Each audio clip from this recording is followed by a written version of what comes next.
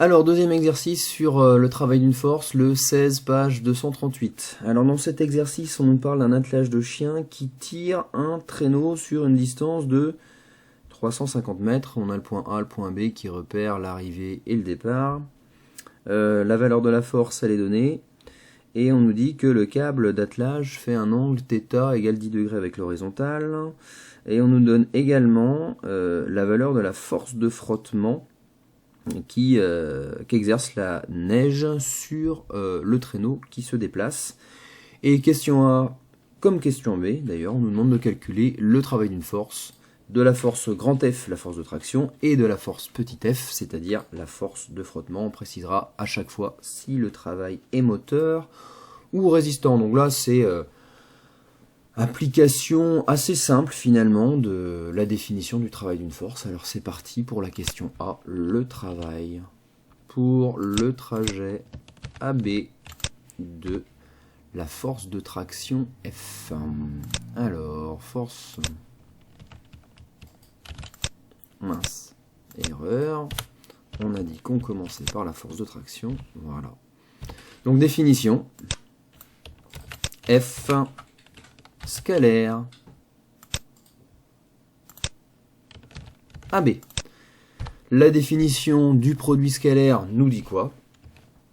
Norme du premier vecteur fois norme du deuxième multiplié par le cosinus de l'angle entre la direction des deux vecteurs.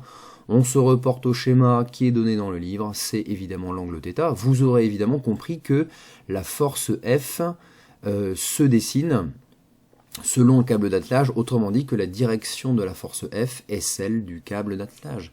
Donc l'angle θ, évidemment, correspond à la direction entre le vecteur déplacement AB et le vecteur force F. Donc cosinus θ.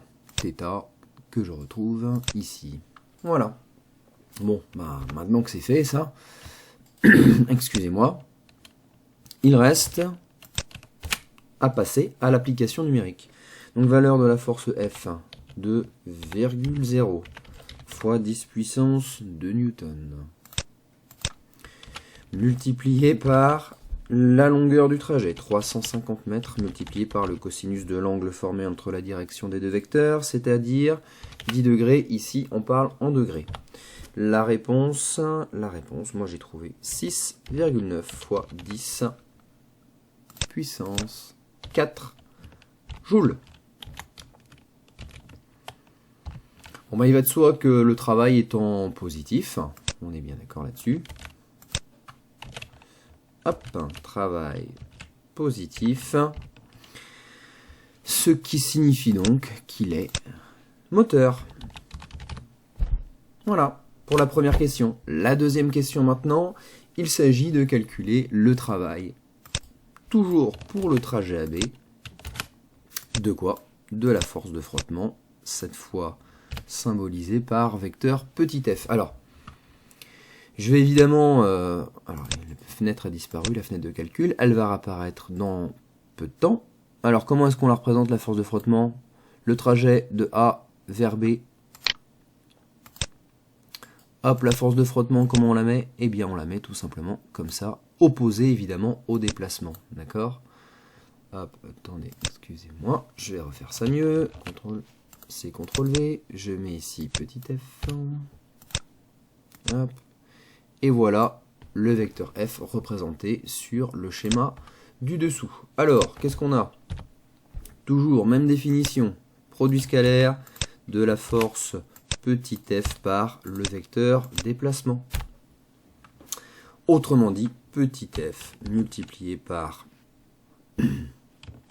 longueur du trajet AB multiplié par le cosinus de l'angle entre les deux. Disons pour l'instant, je l'appelle, pourquoi pas, alpha. Mais bon, je vais donner tout de suite sa valeur, parce que je vais tout de suite passer évidemment à l'application numérique. Donc la valeur de la force de frottement, 1,7 fois 10 puissance 2 newton, multiplié par la longueur du trajet, c'est toujours 350 mètres.